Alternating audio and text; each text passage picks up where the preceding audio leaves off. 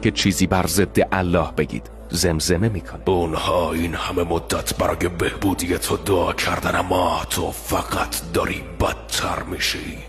الله تو کجاست؟ آیا اون واقعا صدای تو رو میشنوه؟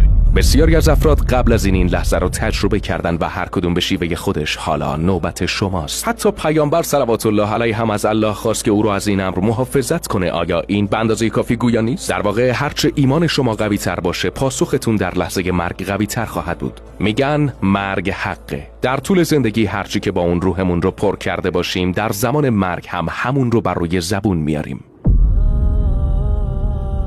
ای وای، من توسط زندگی دنیا فریب خوردم. کسی که روح خود رو با آرزوهای دنیوی پر کرده، در زمان مرگ فقط اونها رو به زبون میاره. پول من، اموال من، شهرت من.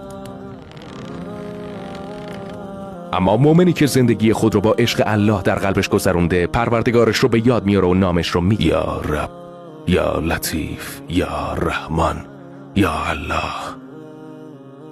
شاید فکر کنید اما من که ایمان دارم. با این حال چیزی که اون موقع نیاز دارید ایمانیه که عمیقاً در قلب و ذهن شما ریشه کرده باشه. بهش اینطور فکر کنید من یک سیب در دست دارم و یک دزد هست که به هر قیمتی میخواد اونو از من بگیره. اگر من فقط اونو در دستم نگه داشته باشم و تا جایی که میتونم ازش محافظت کنم، بازم به راحتی میتونه اونو از من بدزده. اما اگر اون رو بخورم و درونم هضم بشه، دیگه برای دزد غیر ممکنه که اون رو از من بگیره. بنابراین اگر شما حقایق ایمان رو فقط در دست خود نگه ندارید و اجازه بدید که در قلب، ذهن و روحتون نفوذ کنه، آنگاه به اذن خداوند شیطان نخواهد توانست در لحظه مرگ هیچ آسیبی به شما برسونه. اما اگر به آخرت ایمان دارید و طوری زندگی میکنید که انگار وجود نداره، اگر حرفاتون یه چیز میگه و اعمالتون چیز دیگری، پس شاید وقتشه که کمی به خودتون شک کنید.